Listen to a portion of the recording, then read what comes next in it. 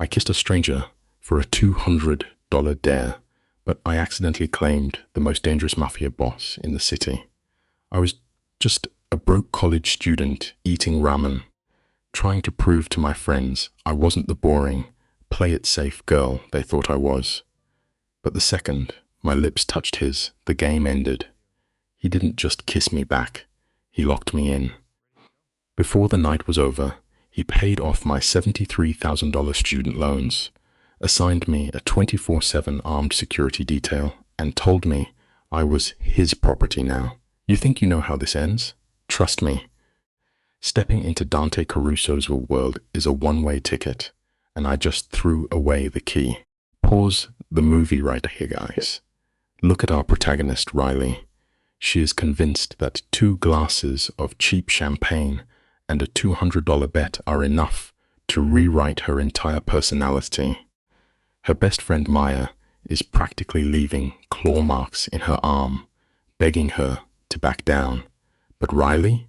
She wants to prove she isn't just the boring play-it-safe background character. And here is the brutal irony in trying to prove she is alive. She is walking straight into a situation that might actually get her killed. The lesson here is simple. Never let other people's opinions push you into playing a game you do not understand. Let's look at the setup, though.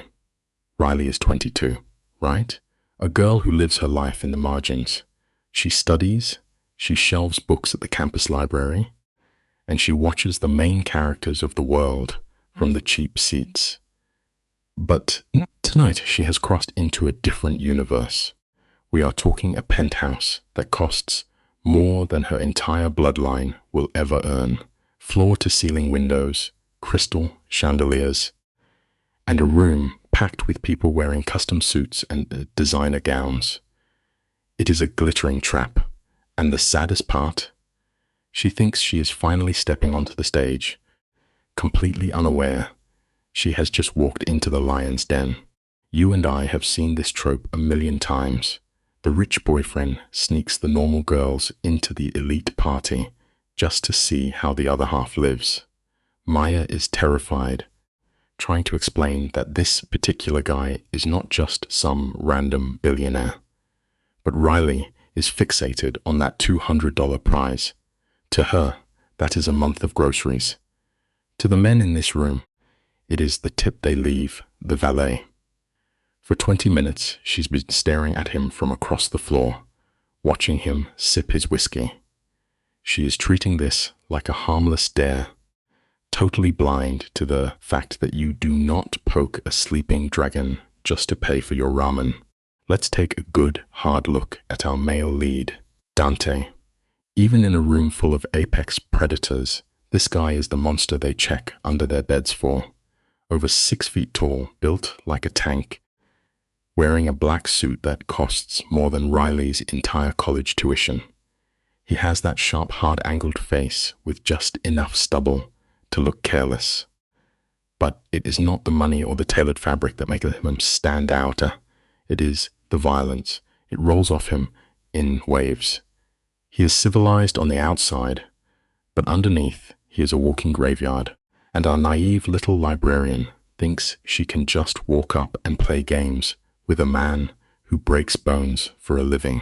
Notice how the director frames this shot. Every single person in that room is giving him a 10-foot buffer zone without even realizing it. The men talking to him look like they are waiting for an executioner's verdict. And then there is the ink. Elaborate tattoos creeping up his neck and covering his hands, practically screaming that he does not play by country club rules. But what does Riley do? She ignores every evolutionary survival instinct in her brain. She downs her champagne, letting the liquid courage completely drown out common sense. Sometimes, the bravest thing you can do is just turn around and walk away. But she does not. Stick with me here, because this is where the tension spikes. She drops her purse with Maya and marches across that marble floor like a lamb volunteering for the slaughter. The closer she gets, the more the illusion drops. She sees the gold signet ring. She sees the heavy, expensive watch. But more importantly, she sees his eyes. They are not just looking at the room, they are hunting. He tracks every movement with this cold, predatory calculation. And when he locks those pitch-black eyes onto her from 10 feet away, you can practically hear the trap snapping shut. He sees her coming, and he is already trying to figure out what kind of bait she is. The background noise literally fades out as she steps into his orbit. Up close, the guy is an absolute wrecking ball. She has to tilt her head all the way back just to meet his gaze. His face is terrifyingly sharp, but it is countered by this mouth that looks entirely too soft for a killer. But the danger? It is suffocating. You look into those eyes and you know, without a shadow of a doubt, that this man has done unspeakable things in the dark. Things that would break a normal person's mind. And here is Riley, armed with nothing but a borrowed dress and a fake smile, standing toe-to-toe with the devil himself. Okay, pause the scene. She actually manages to squeak out a hello without her voice cracking. He does not even blink. He just does this slow, deliberate scan from the top of her head down to her cheap borrowed shoes, instantly cataloging exactly who and what she is. When he finally speaks, his voice is this low, rough rumble with a heavy Italian accent. Dante. He tells her she is either very brave or very foolish. When she fires back that she might be both, he does something terrifying. He almost smiles. With one quiet word, he dismisses his bodyguards, and suddenly, they are entirely alone in a crowded room. The isolation is deafening. I want you to really appreciate the brilliant irony of this moment. He asks what a girl like her is doing in a place like this. He has already stripped away her disguise without lifting a finger. Instead of getting defensive or trying to play the part, she actually drops the act. She tells him the absolute truth. She admits her friend got her on the list and that she just wanted to see how the filthy rich spend their Tuesday nights. In a room full of billionaires lying through their perfectly capped teeth, the penniless college student is the only one giving him pure honesty. And for a man who lives in a world of deception, that truth is like a hook in the mouth. Let's break down this back and forth because it is basically a verbal knife fight. He watches her over the rim of his whiskey glass and asks if she is impressed. She hits him back with raw vulnerability, admitting she is actually just intimidated. She confesses to eating cheap ramen while these people trade stocks. But then she pushes her luck. She looks right at this mafia boss and tells him he does not look like he belongs in a ballroom. She tells him he looks like he belongs in a street brawl. It is the kind of reckless honesty that gets people killed. The lesson? Sometimes the truth is a weapon, and sometimes it is a suicide note. You can literally see the shock register on his face. No one talks to him like this. Ever. For a split second, he is completely caught off guard, but then it morphs into this dark, twisting fascination. He steps into her personal space, closing the gap until the air between them is thick enough to choke on. He admits that most people are too terrified to even look him in the eye. When she asks, breathless, if she should be afraid too, he drops his voice to a whisper and says yes. But he knows she is not. She is shaking. She is terrified. But beneath that fear is a magnetic pull she cannot fight. She is a moth dancing around a very expensive flame. You and I know exactly what is happening in her head right now.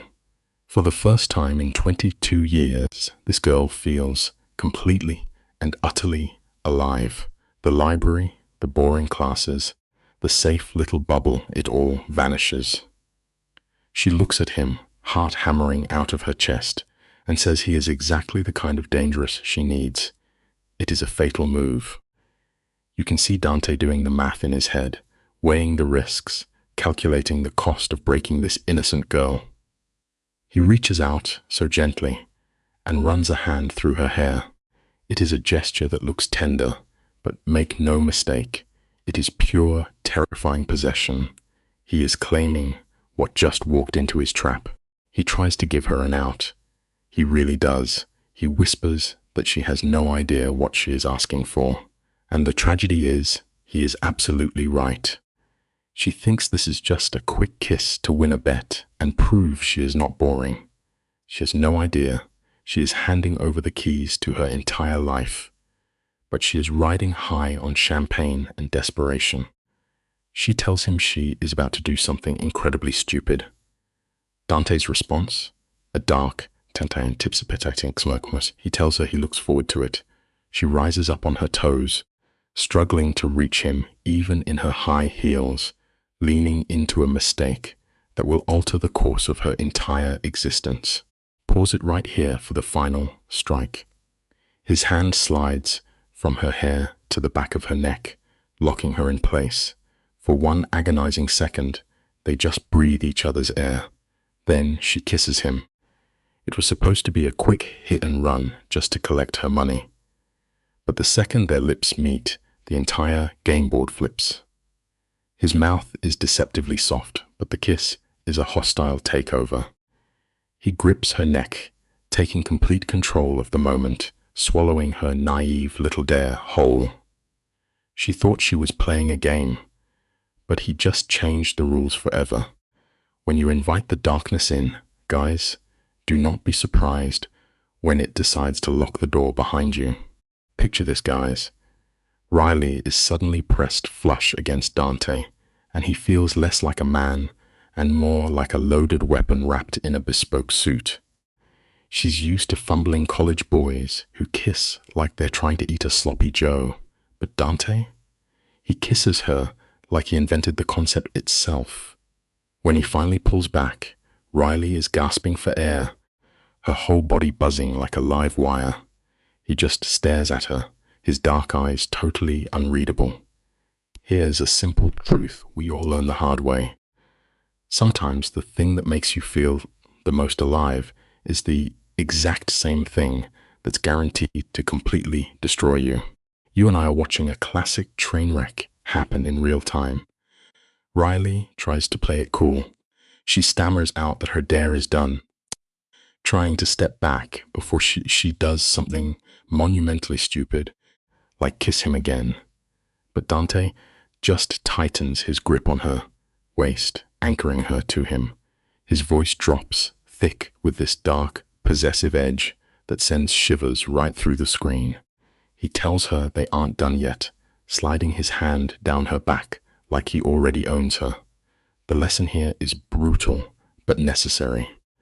You can't just knock on the devil's door and expect to walk away the second he actually answers.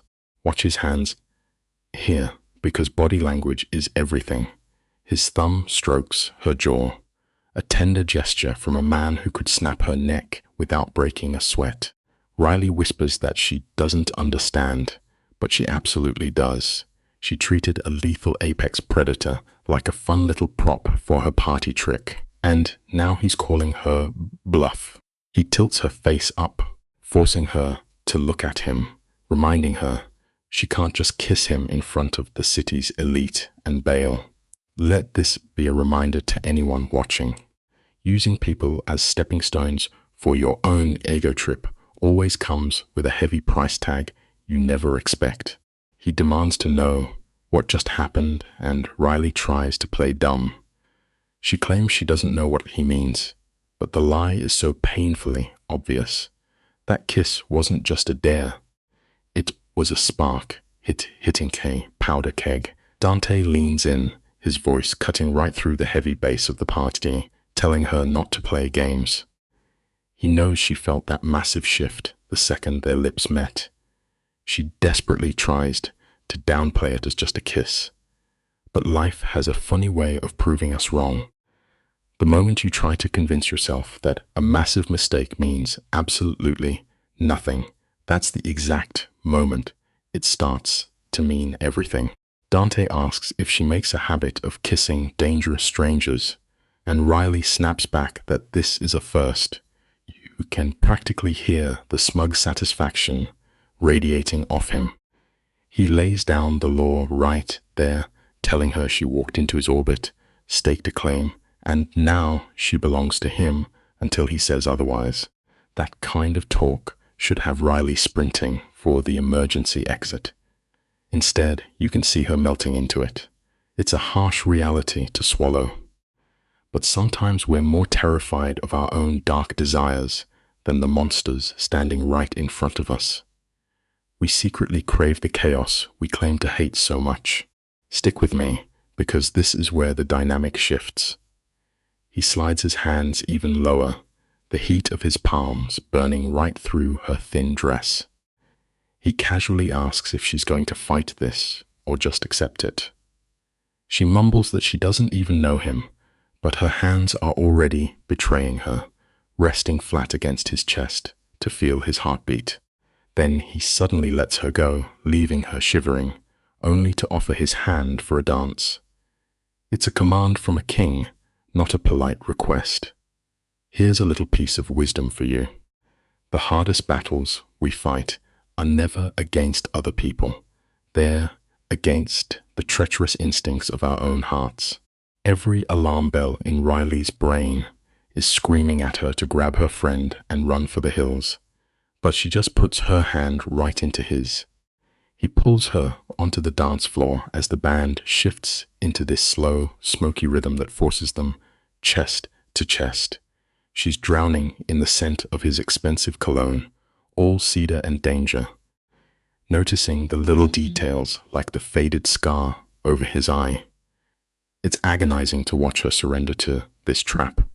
But honestly, if you spend your entire life playing it safe and hiding in the shadows, you'll eventually risk absolutely everything just to feel the dangerous warmth of the fire. As they glide across the floor, Dante asks what a broke college student is doing at a high roller event like this. Riley decides to drop the act entirely. She admits her friends bet her $200 to kiss the most dangerous-looking guy in the room. You can see the flash of surprise in his eyes, maybe even a twisted kind of respect for her raw honesty. She looks right at him and says everyone else looked safe, but he looked like he broke kneecaps for fun. It teaches us something pretty profound about human nature. Honesty is incredibly disarming, especially when you hand it to someone who's used to a world built entirely on lies. A deep, rumbling laugh shakes his chest, and because they're pressed so tight, Riley feels the vibration all the way down to her toes. He compliments her survival instincts, telling her she should probably listen to them. She openly admits her brain is telling her to run, but she's choosing to ignore it because she's desperate to feel alive for once. She actually calls him the most interesting thing to happen to her in years. It's a tragic flaw we all share as humans. We'll happily walk blindfolded right into a hurricane if it promises to break up the crushing monotony of our everyday routines. Let's pause right here, guys, because this is the exact moment the trap snaps completely shut. Dante agrees it's a terrible idea. He drops the charm and, flat out, tells her he isn't a good man. He confirms every terrifying thing she guessed about him, spelling out that he lives in a world where blood buys loyalty. He looks her dead in the eye and tells her he's giving her one last chance to walk away, because once she's in, she's trapped forever. It's a heavy truth to carry, but the most dangerous cages are never the ones made of iron bars. They're the ones we willingly lock ourselves inside with a smile on our face. Riley should be thanking him and sprinting for the door. Instead, she looks up and asks what happens if she doesn't want an out.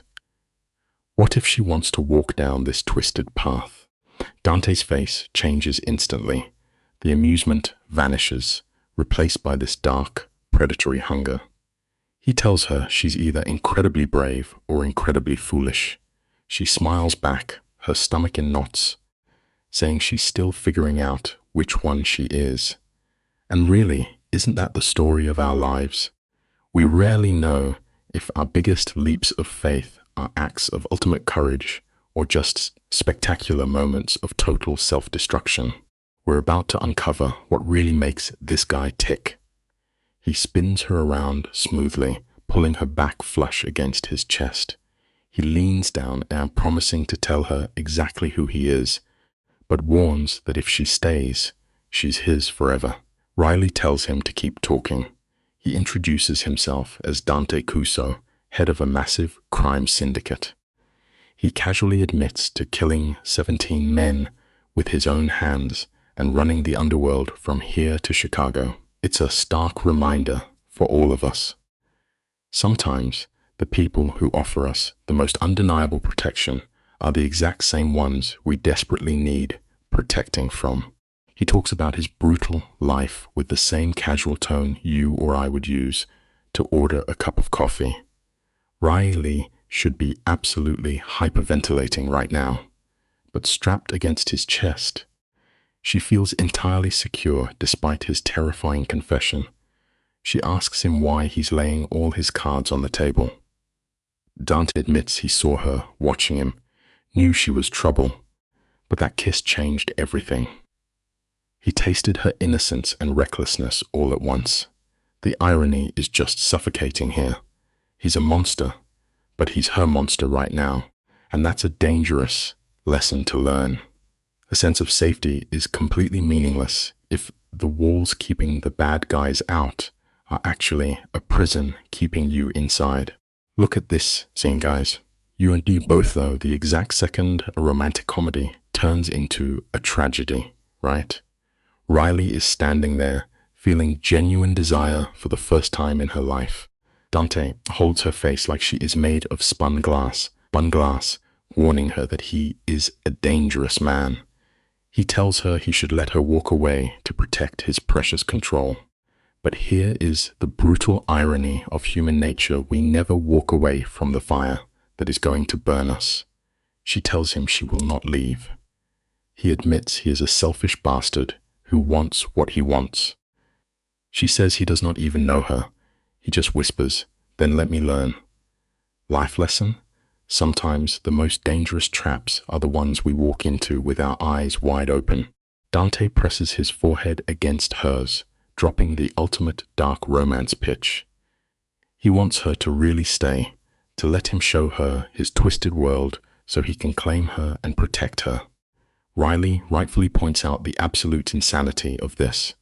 They literally just met, and he already confessed to being a criminal.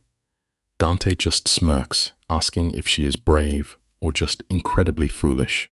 And right here, hit pause. Look at her face. She is thinking about her dreary dorm room, her endless studying, shelving library books, and playing by the rules just to end up feeling totally invisible. The sad truth of life is that absolute safety often feels exactly like suffocating. She realizes her predictable path is leading to a whole lot of nothing. Riley is staring over the edge of a cliff, and instead of backing away, she is spreading her arms to fly. Dante makes her feel seen and alive, completely bypassing her common sense. She actually tells him she will stay, but suddenly wants to negotiate terms with a mafia boss. She demands to finish her education.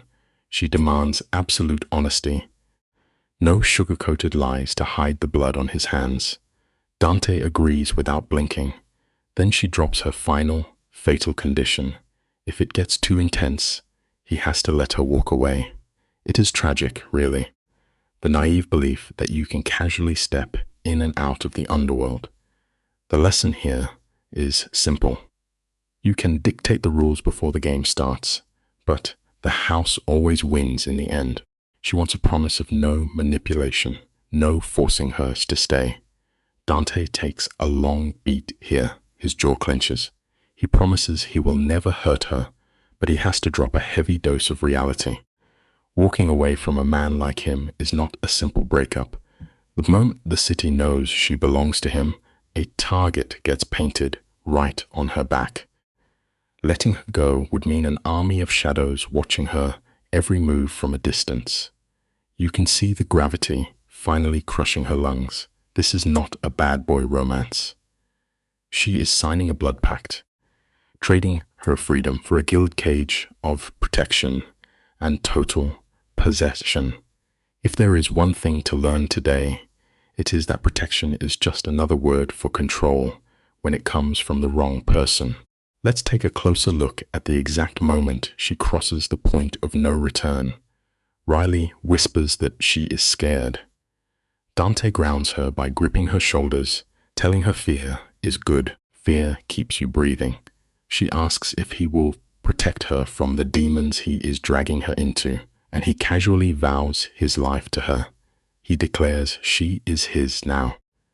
Nobody touches her without going through a monster first.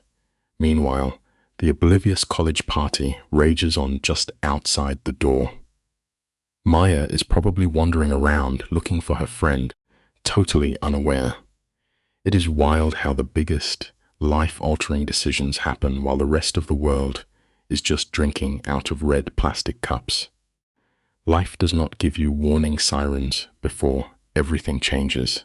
Her phone is practically vibrating off the table inside her cheap little clutch, but all those frantic messages from the normal world feel like static now. She looks up at this terrifying man and seals her own fate.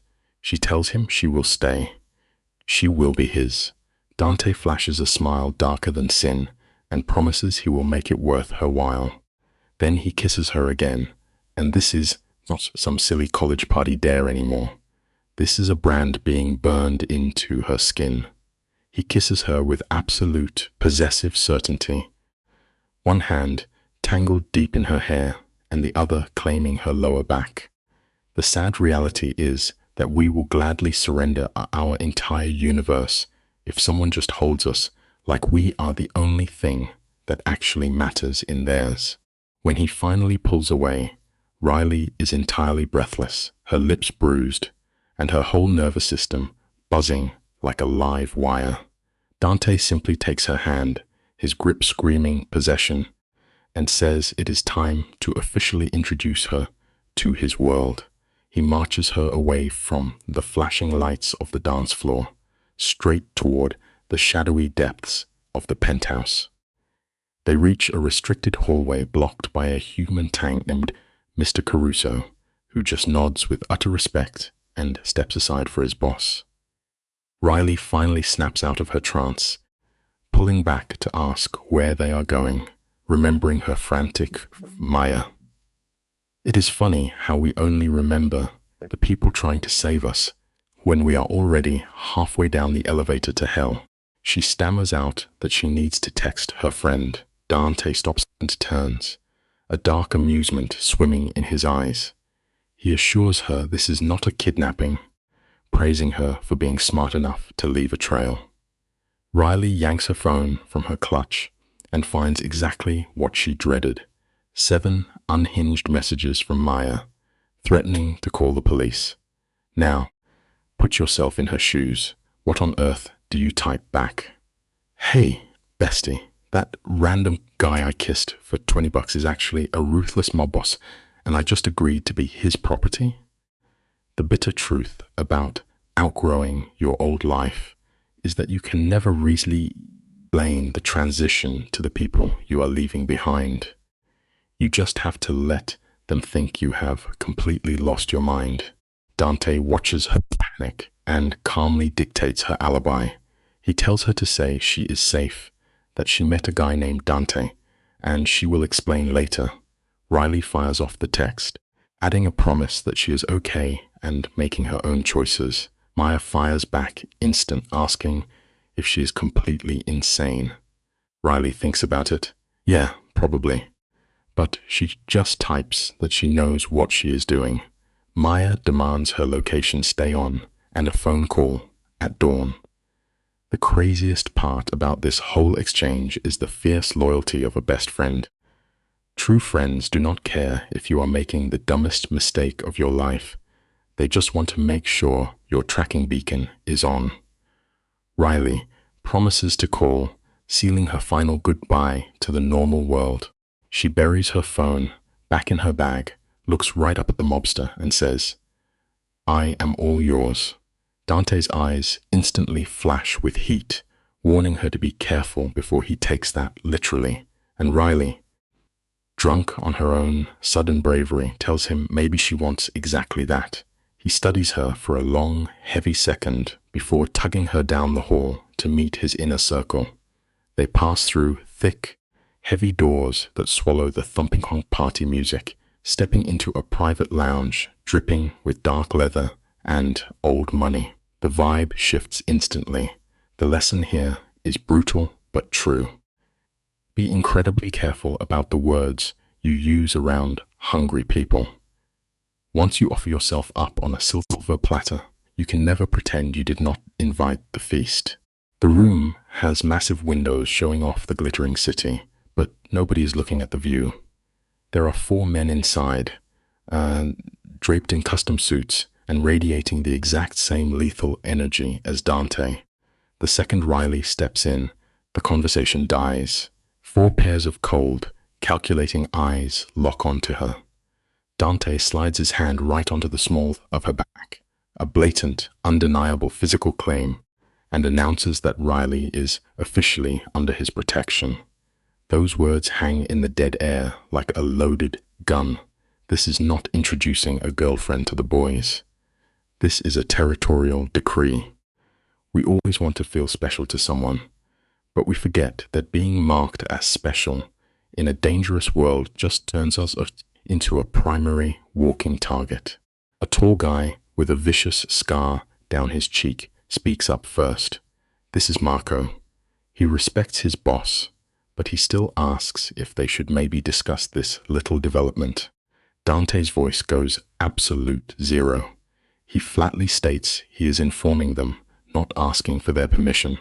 You can almost hear the power dynamic snapping into place. Marco swallows his pride and welcomes her. The others chime in, but you can see them weighing Riley, measuring her worth against the massive risk she brings to their empire. Dante ignores their silent judgment, smoothly introducing Marco as his right hand and Vincent as his head of security. The brutal lesson of leadership is that you do not take votes on matters of the heart, even if it costs you everything. Stick with me, because this is where the dynamic gets brilliant. Dante introduces Luca, the money guy, and Anthony, who manages information. Riley, with zero filter, blurts out, "So he is your hacker?" The tension breaks. Anthony smirks behind his glasses, deciding he actually likes this girl. Dante practically glows with pride, boasting that she is perceptive and brave enough to kiss him on a dare. Vincent looks absolutely floored that his terrifying boss was targeted by a college girl for a game. Riley, somehow thinking it will help, clarifies it was a $200 bet. Honestly, the beauty of pure innocence is how easily it disarms seasoned monsters. She is just a girl with empty pockets crashing a Mafia syndicate board meeting. Luca lets out a massive laugh, assuming she already collected her winnings. Riley admits she got a little distracted, then casually asks Dante if the bet still counts if she actually enjoyed kissing him. Dante does not even blink. He smoothly offers her $2,000 as a finder's fee for walking into his life. Riley is stunned, but Dante just pulls her onto a leather sofa, telling his men that her days of eating cheap ramen are officially over. She tries to protest the money, but in her head, she is already doing the math on her empty bank account. The brutal reality of life is that dignity is a luxury for the rich. When you are dead broke, your morals will always pause to calculate the exchange rate of a very generous offer. Listen up, guys. Let's pause right here and really look at this opening shot. Dante drops the ultimate dark romance trope, "You are mine now," and then immediately zeroes in on her cheap borrowed dress. We see him trace the ill-fitting fabric along her ribs. The bitterest part of this whole scene? Riley should be completely humiliated. I mean, he's basically calling out her empty bank account in front of everyone, but instead of running away, she feels seen. For the very first time in her life, someone is paying attention to her pain, even if it's just her uncomfortable shoes. She stands there, a broke college student, staring into the eyes of a mafia boss, admitting that designer clothes just aren't in her budget. It is a fatal trap wrapped in velvet, and here is the exact second her old life dies. Dante literally pulls out his phone and casually buys her a brand new existence. He tells her the shopping spree isn't negotiable because she is under his protection now. You have to feel for Riley here. You can see her feminist pride fighting a losing battle against raw survival. She wants to be this independent woman who doesn't need a possessive billionaire. But let's be painfully honest. When you are drowning in student loan debt and staring at a negative bank balance every single morning, principles start to look like a luxury you simply cannot afford. It is the ultimate irony she is selling her freedom just to finally breathe. Look at how she tries to cling to the wreckage of her independence. She practically begs to keep her classes, terrified of becoming just another useless trophy girlfriend. And Dante? He plays this perfectly. He doesn't crush her spirit, he validates it. He tells her that her education matters, but smoothly points out that he owns half the buildings in the city. So why should she eat cheap noodles? It's textbook manipulation mixed with genuine care, which is exactly why it works so well. But then the camera pans to Marco, the loyal enforcer, who completely shatters this little romantic bubble. He clears his throat and brings up security protocols, reminding everyone that this isn't a fairy tale, it's the mob. This is the reality check that hits like a freight train. Marco points out the brutal truth. By simply existing next to Dante, Riley is now a walking bullseye. Dante admits that the rival Rossi family saw that big dramatic kiss on the dance floor. Every major crime syndicate in the city now knows she is his weak spot. You can practically see the champagne buzz evaporating from Riley's bloodstream as the word target echoes in her head. Dante looks her dead in the eye, unapologetic, explaining that his enemies will absolutely use her to destroy him. It's tragic because he gave her an out earlier, but now the trap is already sprung. She thought she was getting a wealthy boyfriend, but she just enlisted in a mafia war. You and I have probably both made bad decisions on a night out, but Riley takes the crown. She whispers that this is insane. She literally kissed this guy on a stupid dare. And now she needs 24/7 armed guards trailing her every move. Dante doesn't even blink. No apologies, no sugarcoating. He flat out tells her that being his means equal parts protection and total possession. He gives her one final chance to walk away. And you can hear the narrator screaming at her to run back to her safe, boring, debt-filled life. But the saddest part, we all know she isn't going anywhere. The golden cage is already locked, and she is the one handing over the key. Here is the exact frame where she seals her own fate. Riley looks at Dante, seeing that toxic cocktail of genuine concern and aggressive possession, and her survival instincts just shut down entirely. Instead of running, she starts negotiating the logistics of her own surveillance. She asks if these mobsters are going to be sitting next to her in college lectures. Dante coldly breaks down the operation: digital monitoring, hacked cameras, hidden guards blending in at the library. It's a terrifying level of control, but she just accepts it. Until I need him, she says. It's a chilling realization that she is already anticipating the violence that is inevitably coming for her. Notice how the tone shifts the moment Vincent steps in, promising that their protection won't interfere with her life. Yeah, right. But then Riley asks the million-dollar question. How often do you have to put armed guards on your girlfriends? And Marco drops the absolute bombshell. Never.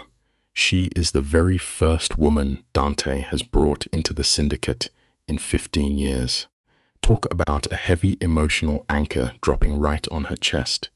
She isn't just a fling. She is the sole exception to a ruthless killer's lifelong rule. It's supposed to feel romantic, but honestly, it just amplifies the target on her back. When a man who never loves suddenly claims you, you don't just get his heart, you get all his enemies. Riley breathes out the question we are all screaming at the screen. Why me? And Dante's response is a masterclass in emotional devastation. He gently traces her cheek and admits he doesn't actually know.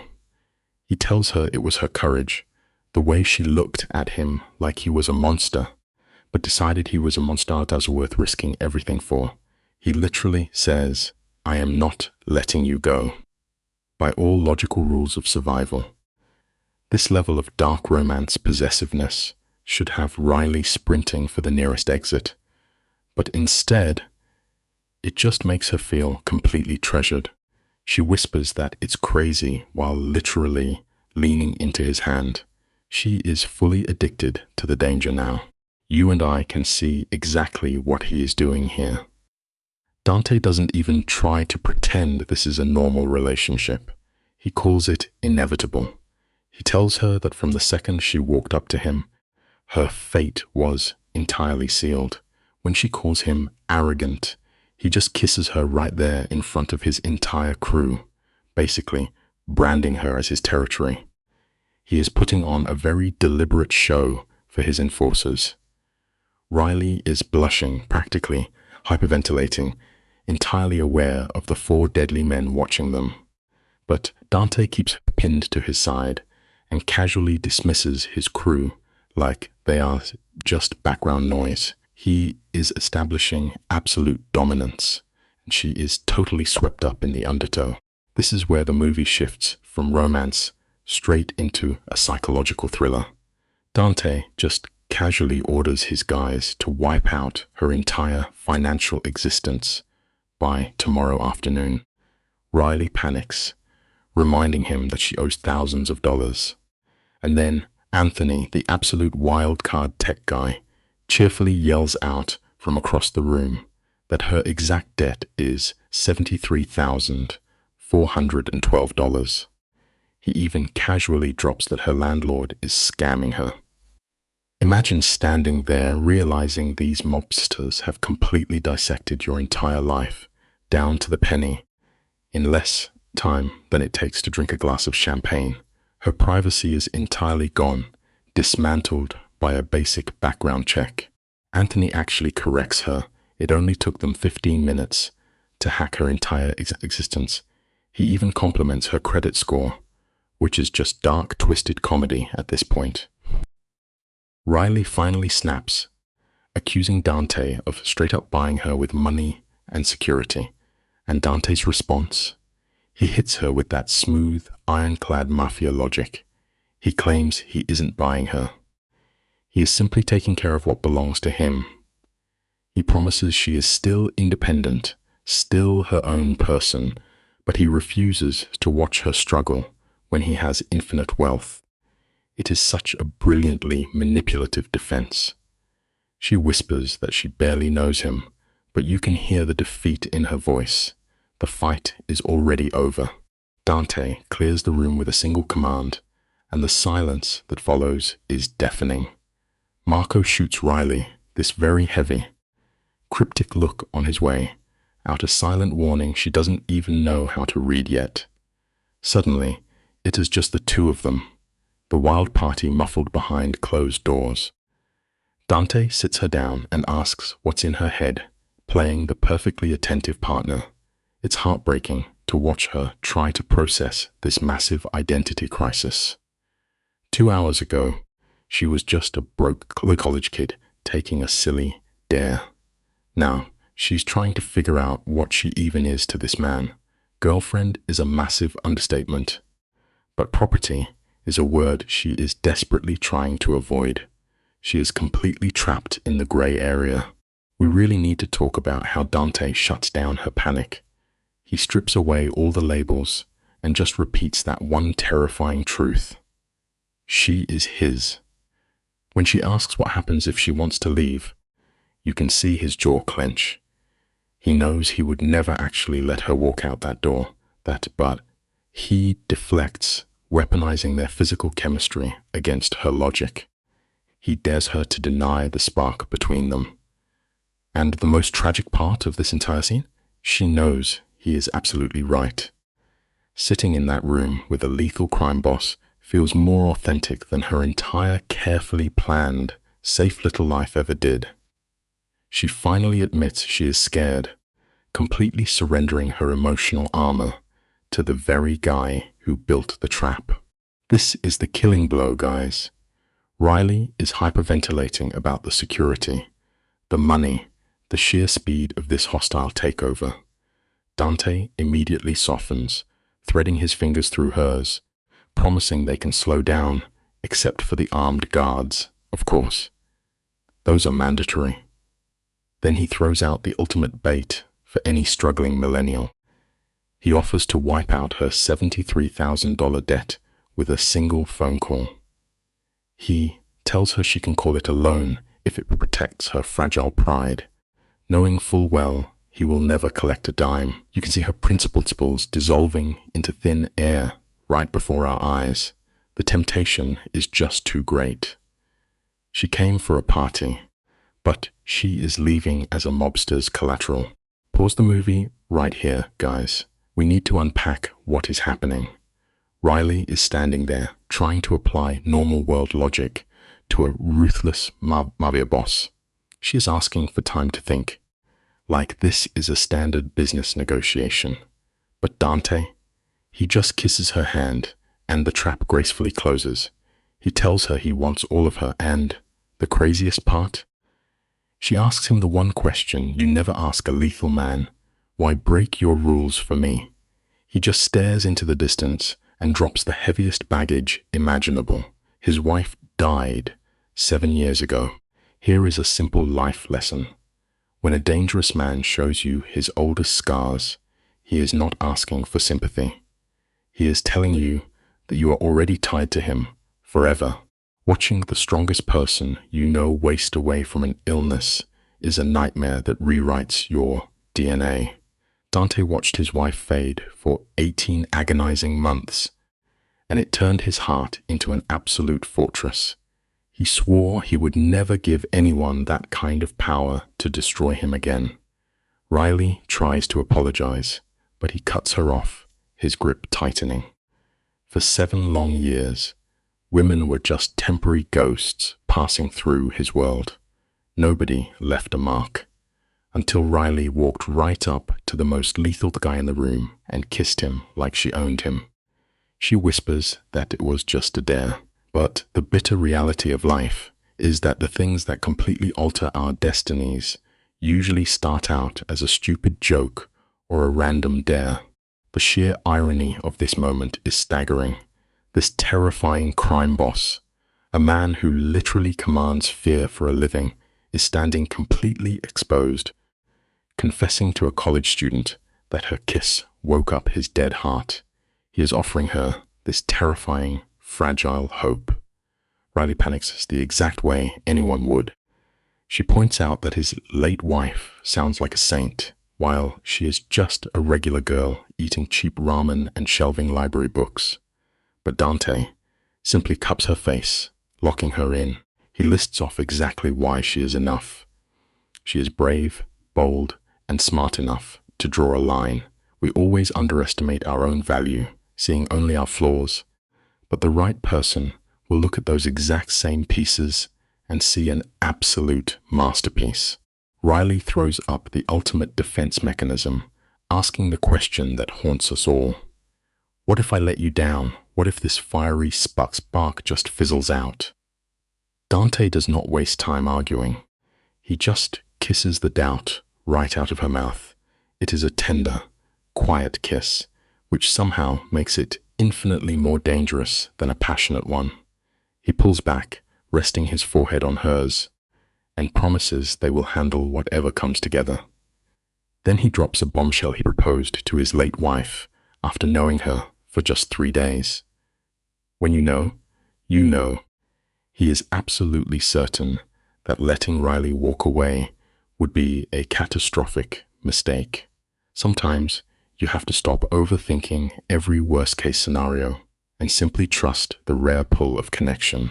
His absolute, unwavering certainty really should have her running for the hills, but instead, it makes her feel completely seen and cherished. She finally caves, admitting she is terrified but willing to try this crazy leap. The relief on this hardened mob's pardoned S-face is painfully real as he pulls her against his chest. He actually admits he would have played the patient game if she forced him, but it would have slowly killed him. Riley laughs, pointing out he staked his claim after a single hour. That was all the time he needed. But the romantic bubble pops instantly when they realize they have to go back to the party. Life never lets you stay in the safe, quiet moments for long. Eventually, you always have to step back out and face the chaos. Dante shifts seamlessly back into the role of the untouchable protector. He casually drops the terrifying fact that the entire room already knows she belongs to him now. While most of his associates will respect that boundary, in his dark world, there is always some idiot willing to test the electric fence. You can practically feel Riley's heart rate spike as fresh anxiety hits her. She asks if someone is actually going to attack her at a fancy gala. He calmly replies that it is unlikely, but he does not gamble with anything he considers his. He pulls her up, locking her to his side. It is a harsh truth to swallow. Protection always comes with a heavy price. When you accept someone's shield, you simultaneously inherit their enemies. Pay close attention to the psychology here, folks. Riley knows she should be deeply creeped out by his possessive language, but instead, she feels incredibly secure. The second they step back into that glittering ballroom, the temperature drops. Every single pair of eyes locks onto them. She is suddenly a bug under a very expensive microscope, being weighed and measured. Dante's hand is a brand on her lower back, telling her to ignore them. He says they are just shocked because she is new. Then, right on cue, the villain of the night arrives. Natalia glides up in a silver gown that costs more than a car, purring his name. The hardest battles in life rarely come with drawn swords. They usually arrive wearing fake smiles and expensive clothes. The absolute chill in Dante's voice is enough to freeze the room. He completely shuts Natalia down, telling her he did not even realize she was on the guest list. She brushes it off, claiming she is just tagging along with her powerful husband. Then she turns those cold, calculating predator eyes directly on Riley. She does not just insult her. She casually refers to her as a new pet. Dante's warning is spoken softly, but it is loaded with enough lethal intent to stop a heart. Natalia just flashes a massive, terrifying smile, all teeth and poison, and gracefully walks away.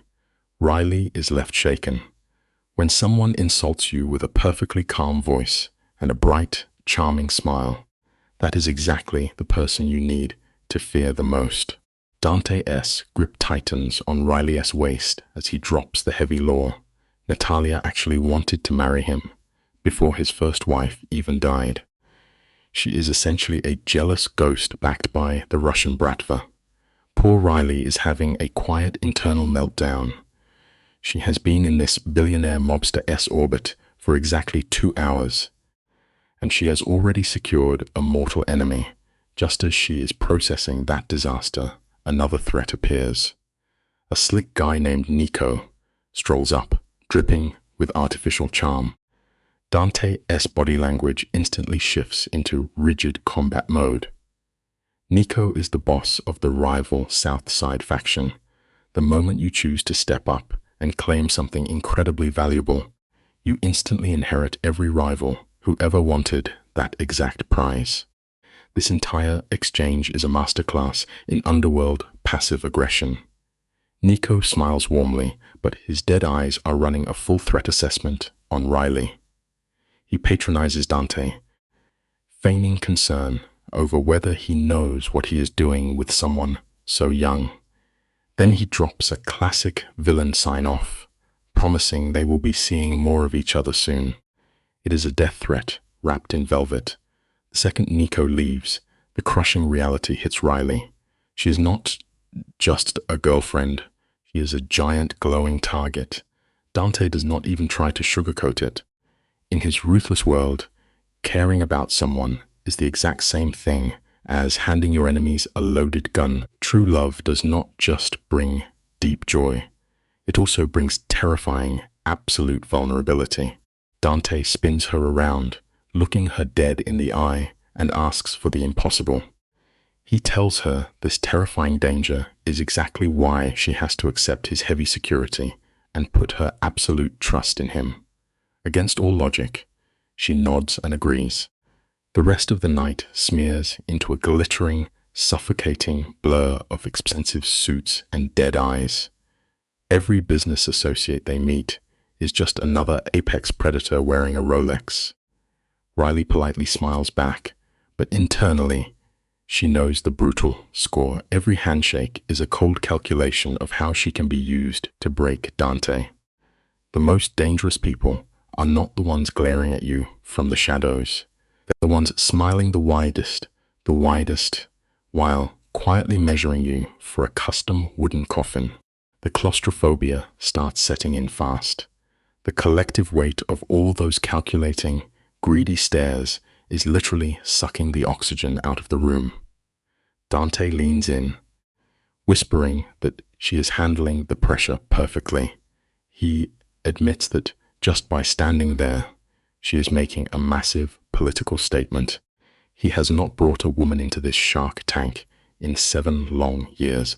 He traces soft, calming circles on her spine, promising her they only need to stay for 10 more minutes to talk to one last person. But time bends when you are trapped in a room full of monsters, and those 10 minutes stretch into an absolute eternity. Anticipation is almost always worse than the event itself. Waiting for the invisible axe to fall is pure torture. Dante engages in a final conversation with a silver-haired boss, and the whole exchange is heavily coded. They casually discuss percentages and mutual interests, but beneath the polite words, they are carving up blood and territory. Finally, mercifully, they get to leave. Across the room, Riley spots her friend Maya, whose face is a hilarious mix of sheer panic and intense curiosity. Riley shoots her a weak wave, fully knowing that tomorrow's debriefing phone call is going to be an absolute train wreck to explain. The elevator ride down to the garage is dead silent. Nobody speaks a single word. The most profound shifts in our lives are rarely marked by scrah and scree speeches. They are usually marked by a heavy, breathless silence that changes everything. Let's pause at this final beat, because it is a massive emotional gut punch. They finally escape into the underground garage, and Riley exhales a shaky breath. Dante is actually amused, asking if the ordeal was really that bad. She admits she felt like a piece of meat on display, just waiting to make a fatal mistake. They stop next to his sleek black car, and she asks if his life is always this intense. He opens her door, dropping the final heavy truth. He says they will stop staring once they realize she is permanent. That single word, permanent. It wraps around her like a warm, comforting blanket, but it also locks her in like a steel vault. The very things that make us feel the most secure are often the exact same things that trap us forever. Let's hit pause for a second, guys. Picture this scene. Riley slides into the passenger seat of a car that probably costs more than my entire life insurance policy. It is all polished wood and that rich leather smell. Dante slides behind the wheel like he owns the city, and honestly, he kind of does. When he asks if she wants to go to a place to talk away from prying eyes, she says yes way too fast. We have all been there, right? Trying to play it cool while your heart is doing backflips.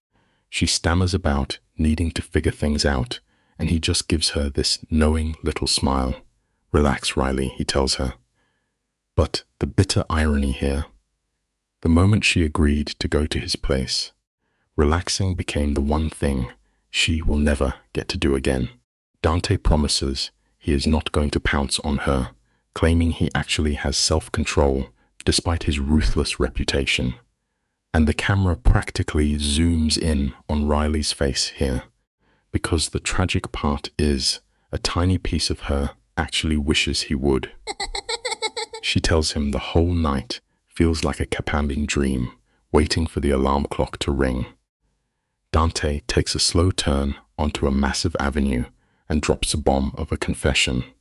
He went to that high society party expecting dead-end political games, but instead, this beautiful woman walked up and derailed his entire universe. Riley, stuck in her own insecurities, immediately argues that she is just average. She doesn't realize that to a guy who lives in the shadows, her normal life is blindingly beautiful. He shuts down her self-doubt immediately. He tells her she is stunning, and if anyone missed that, they are completely blind. It is the kind of line that leaves you speechless. So Riley just watches the city roll by.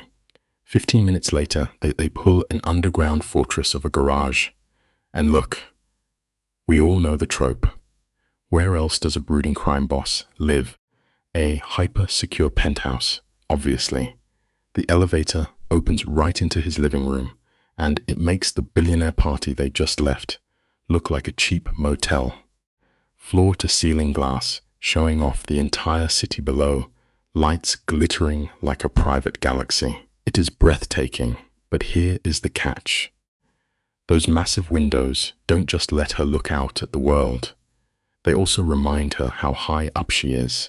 The apartment is all dark leather, heavy wood, and original art. It screams power. Dante tosses his suit jacket over a chair like it is worthless and offers her a drink. She asks for water, wandering over to that incredible view, completely mesmerized. He hands her a glass, and their fingers brush. You and I know exactly what that spark means. Suddenly, the reality of the situation crashes down on her. There are no bodyguards here, no party guests, no witnesses, just the two of them wrapped in this suffocating, heavy tension that has been building since they first locked eyes. The irony is, Riley thinks she is finally safe because they are alone behind locked doors. But she is standing in the lair of the most dangerous predator in the city, holding the door shut. Riley tries to break the tension by bringing up logistics, sipping her water just to have something to do with her hands. She wants to know what having a security detail actually looks like in real life. Is some giant guy in a suit going to sit next to her in biology class? Dante puts his glass down and starts pacing toward her. He explains that his right-hand man, Vincent, will put a shadow on her. A guard who blends in as a student on campus, or just some guy reading a book at the library. She tracks him walking closer, totally helpless to look away, feeling exactly like prey caught in a trap. Then she asks the fatal question about her dorm room, and Dante just drops the hammer.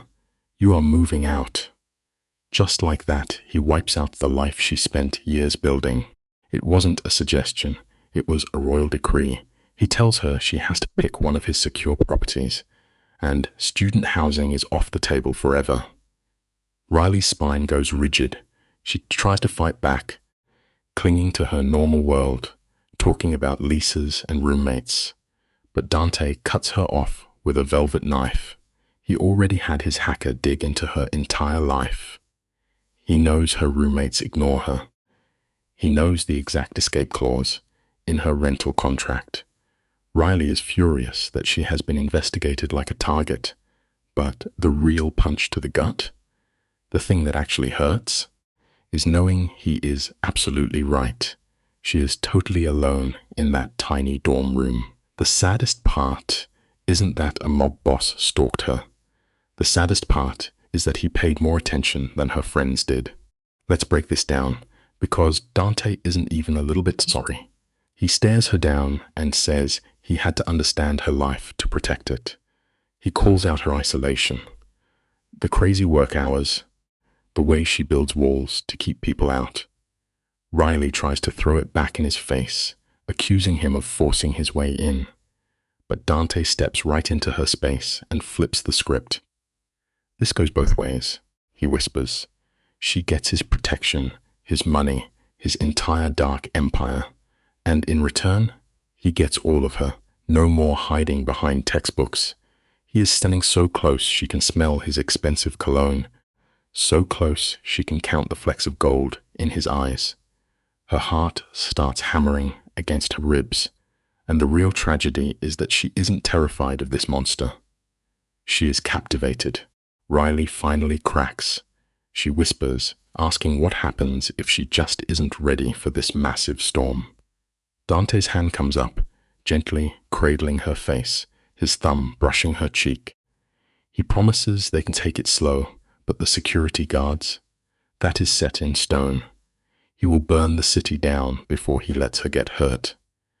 Then Riley says the quiet part out loud, testing the words like a loaded gun, because I am yours. And Dante confirms it, because you are mine. When he kisses her this time, it changes everything. This isn't a show for the party guests. There is no fake Mafia romance act to play. It is just desperate, raw need.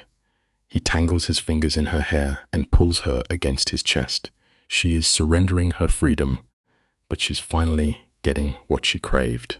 You and I have seen 100 movie kisses, but this one hits differently because of the stakes. Riley completely melts, her hands pressing flat against the hard muscle of his chest.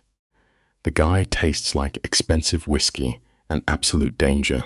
He kisses her with this devastating skill that practically turns her bones to liquid. When they finally break apart, they are both gasping for air. Dante's usually icy composure is shattered, his eyes clouded, his perfect hair messed up by her hands. He forces himself to say they should stop before they cross a line. But notice how he doesn't take a single step back. Then Riley drops the ultimate hook. What if I am ready? What if I want more? She is staring down a man who ruins lives for a living, and she is begging him to ruin hers. Dante gives her one final warning, and it is a heavy one. He tells her this isn't just a physical fling. If she walks into his bedroom tonight, the door locks behind her forever. She will belong to the underworld.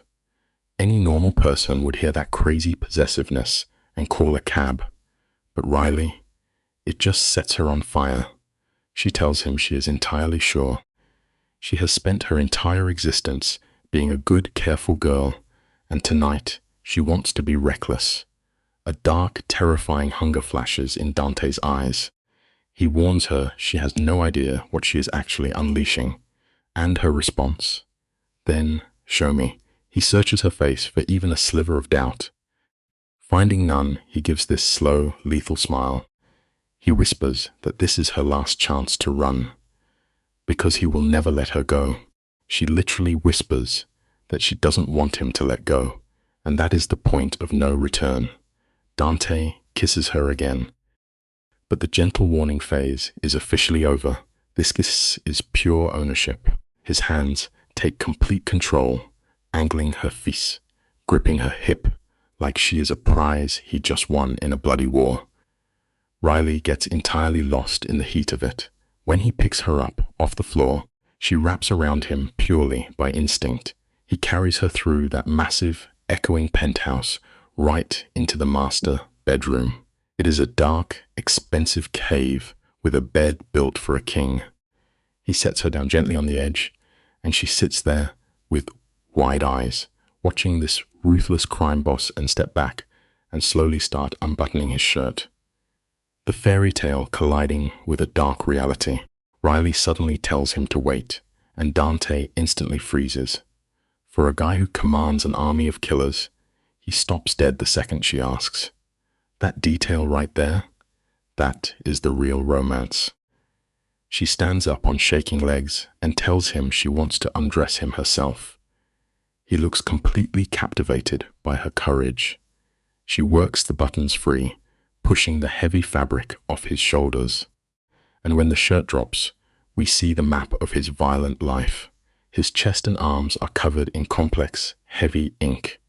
It is a gallery of chaos, religious symbols clashing with skulls, delicate roses bleeding into sharp geometric lines, cursive Italian script weaving through it all. It is a beautiful, terrifying reminder. She is embracing the darkness he carries, permanently etched on his skin. Dante chuckles, teasing her for staring at him, but Riley isn't intimidated anymore. She reaches out, tracing the harsh lines of ink, and tells him he is beautiful. When she asks what the tattoos mean, his answer is a heavy dose of Mafia reality. Marks for protection, graves for the people he has lost, scars disguised as art to remember the things he has survived. Then he catches her hand, bringing it up to her knuckles. He tells her tonight isn't about the ghosts of his past. It is about the future they are building right now. He kisses her neck, finding every pulse point, slowly dragging down the zipper of her dress. The fabric drops to the floor in a silent heap. And guys, the lesson here is simple. Sometimes the safest looking harbor is the eye of a dangerous storm. Let's pause right here at the very beginning. Picture Riley. She ought to feel like a lamb in the lion's den, completely exposed. But the cruel irony? Under Dante's burning gaze, she feels powerful, desired like never before. He whispers that she is absolutely perfect, pulling her down onto the mattress. His actions are staking a claim no words could ever touch. Fast forward, and she wakes up to Florida sunlight pouring through the floor to ceiling glass, pinned under the heavy, unfamiliar arm of a man who just turned her whole life upside down. For a split second, she has no idea where she is. Then it hits her, the dare, the kiss, the absolute surrender. She turns her head, terrified to wake the monster who made her his. Looking at him sleeping, you almost want to laugh at the deception. The ruthless mob boss suddenly looks like just a guy younger, stripped of his lethal edge, his dark eyelashes resting peacefully against his cheeks. Meanwhile, Riley is lying there, feeling that deep, lingering ache that proves just how thoroughly he wrecked her previous reality. She's flashing back to fumbling, awkward college hookups, realizing what an absolute joke they were compared to this. Dante didn't just touch her. He took her apart piece by piece until she begged. And the kicker, he isn't even fully awake when he smirks and mutters that she is thinking way too loud. She stammers out an apology about being a light sleeper. He calls it an occupational hazard. Just a casual reminder that the man sleeps with one eye open because people actively want to murder him. He pins her with those dark, bottomless eyes and drops a gravelly good morning. It is honestly pathetic how shy she suddenly gets, considering the wild things they were doing hours ago. He traces lazy circles on her bare hip, probing to see if the morning light brought any bitter regrets. You can see the tension lock his shoulders. But Riley, she practically trips over herself to reassure him. No regrets, she swears. She tells him it was amazing, confessing she has never been this reckless or spontaneous before. She is handing him her. She stares right back at him, laying out the sheer madness of the situation. 12 hours ago, they were complete strangers. Now she is tangled in his sheets and getting assigned mobster bodyguards. Riley tells him this is completely insane. Dante does not even blink. He agrees, but calmly adds that it was always inevitable from the second she kissed him. He reaches up to cup her face, his touch gentle. He knows they are moving at terrifying speed, defying every law of common sense, but he also knows this rare connection is worth fighting for. Then, her buzzing phone shatters the moment. It is a harsh but necessary life lesson, no matter how deeply you hide away in your own private sanctuary. The real world will always, inevitably come knocking to collect its dues. Just like that, the intimate bubble pops. Riley sighs, guessing it is her best friend Maya demanding proof of life. Dante simply kisses her forehead and rolls out of bed with this infuriatingly smooth, predator-like grace. Riley tries to play it cool, but she cannot stop staring as he slips into his black costume and heads to the kitchen to brew coffee. Left alone in this massive room, Riley scoops up her clutch from the floor, spotting her party dress draped carefully over a chair. She unlocks her screen and sees 13 missed calls alongside a mountain of panic texts. This right here is a beautiful life lesson. True friendship means having someone in your corner who will absolutely harass you to the ends of the earth, just to make sure you are still breathing. Let's listen in as Riley dials her friend. Maya answers on the first ring, threatening to unleash the police force if Riley is not safe. Riley quickly tries to calm her down, admitting she is still at the Miss Mitri man's place. Maya instantly zeroes in on the real question and asks if they slept together. Riley blushes, saying it is none of her business, which is basically a massive yes. Maya is floored, reminding Riley that she is the girl who plans her life down to the minute and a girl with only 3, well, maybe 4 past boyfriends. It drives home a powerful life lesson. You and I can meticulously plan every single detail of our future, but fate will always find a brilliant way to rip up the script when we least expect it. Riley defensively points out that her freshman year fling does not count, since they only held hands twice. Hearing the sincerity in Riley's voice, Maya drops the tough act and just asks if she is truly okay, making sure she was not pressured. Riley insists she has never felt more right about a decision, even though she knows it sounds unhinged. Maya dryly notes that this is either terribly romantic or a massive red flag, then demands his full name to run a background check. Riley freezes up, suddenly realizing that telling her best friend she just slept with an actual Mafia boss might cause a total meltdown. The lesson here is simple the deepest. Most complex truths in our lives are often the hardest ones to explain to the people who love and protect us the most. Riley drops his name, Dante Caruso, and feeds Maya a flimsy lie about him working in import-export. Maya is not buying that corporate garbage. She threatens to track Riley's phone and show up at the door if she does not get the truth immediately. Feeling trapped, Riley squeezes her eyes shut and confesses that Dante operates outside the law. The silence on the line is deafening. Before Maya starts screaming about her sleeping with a literal criminal. Riley tries to claim it is complicated, but Maya points out the guy could severely hurt her. Riley fires back with absolute certainty that he never will. It teaches us a profound life lesson. Sometimes your heart recognizes a safe harbor long before your logical brain can make any sense of the raging storm. Riley knows exactly how crazy she sounds, but she tries to explain that Dante is fiercely overprotective, casually mentioning he is already hiring security for her. That completely shatters Maya's sanity. She begs Riley to run for the hills, but Riley drops an even bigger bomb. She is only going back to the college dorms to pack her bags for good.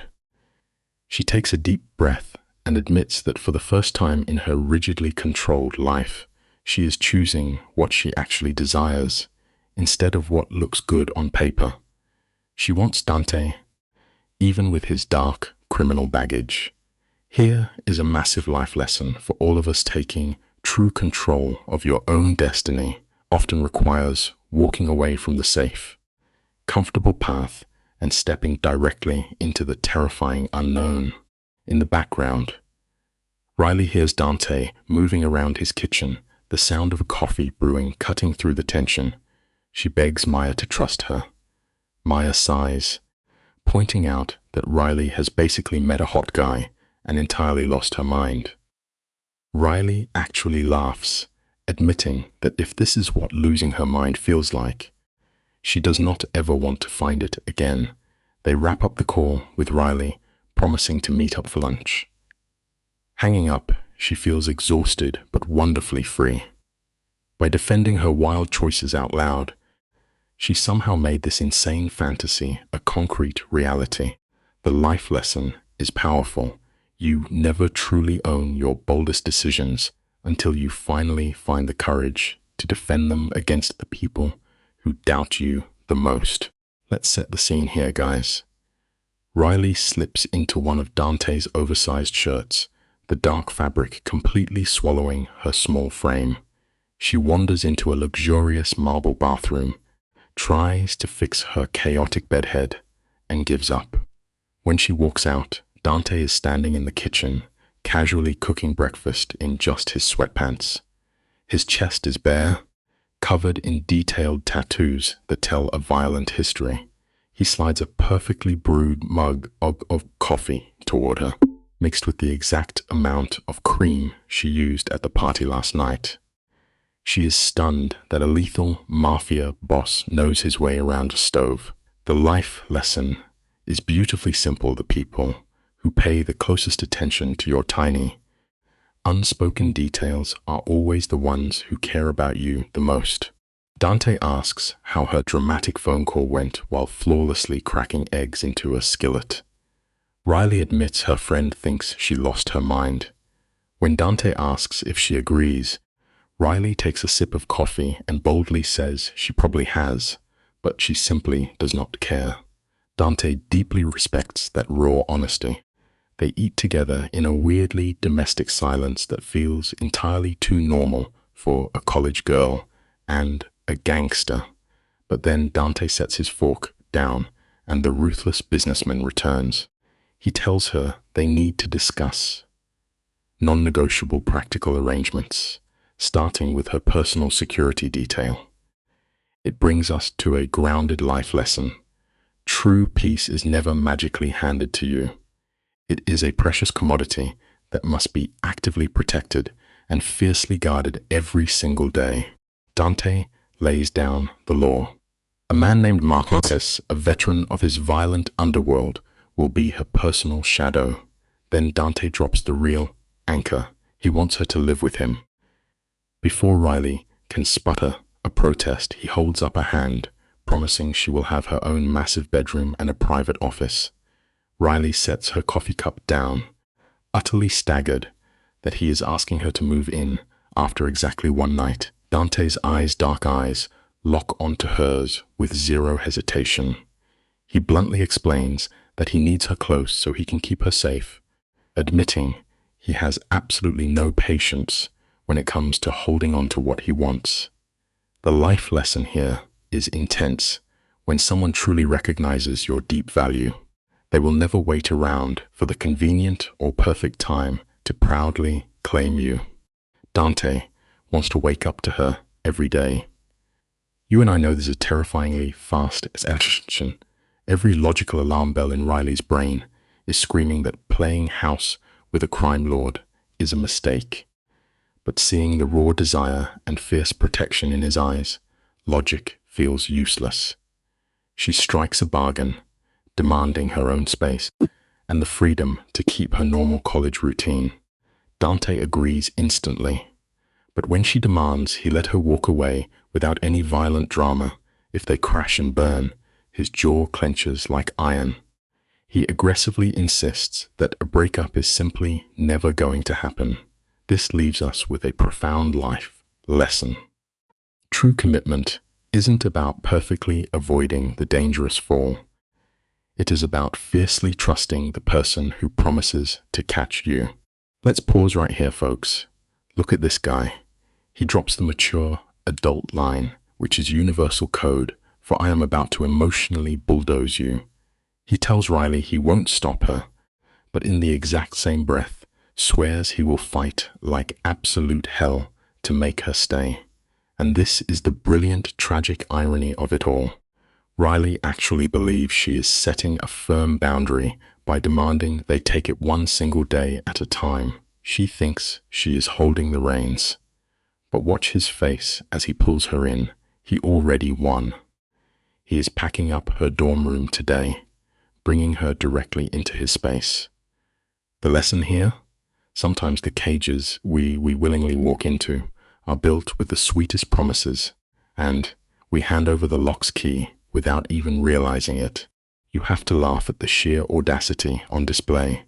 Here, Riley points to the guest room like it is some impenetrable fortress, asking if he is okay with her having her own space. He just hits her with that dangerous, knowing smile. He tells her straight up he plans to seduce her into his bed at every given opportunity.